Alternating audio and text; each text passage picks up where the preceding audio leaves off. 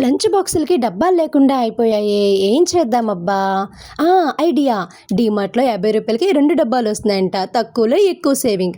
ఏదేమైనా సరే సేవింగ్ చేయడం ఆడవాళ్ళ తర్వాతేనబ్బా. చలో డీమార్ట్ షాపింగ్. వచ్చేసాం.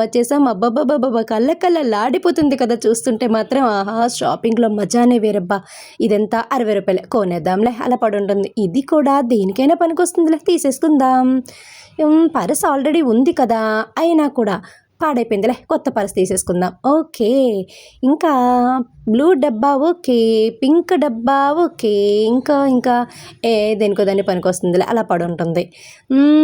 3 డబ్బాలు ఓకే. పెద్ద డబ్బా ఇంకా బావుంది. ఇంకా అవతల వైపు ఇంకా చాలా ఉన్నాయి. బట్టలు కొనేసుకోవాలి.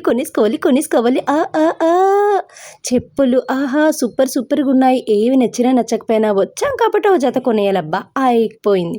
ఎప్పుడు కొనం. ఓన్లీ ఫర్ తలైవ కాలా చస్మా లిరిక్స్ రాదు మీరే పాడేసుకోండి. అండ్ చాక్లెట్లు, బిస్కెట్లు అన్నీ కొనేసుకోవాలి. రూ. 50 డబ్బా కోసం వచ్చాను. బిల్లు చూస్తే 5,000 అయిపోయిందబ్బా. ఏంటో మా ఆడవాళ్ళ షాపింగ్ లెక్కే వేరు. ఏదేమైనా సరే తక్కువలో ఎక్కువ వస్తువులు వచ్చేస్తే నేనే గ్రేట్. వెళ్ళిపోవడమే.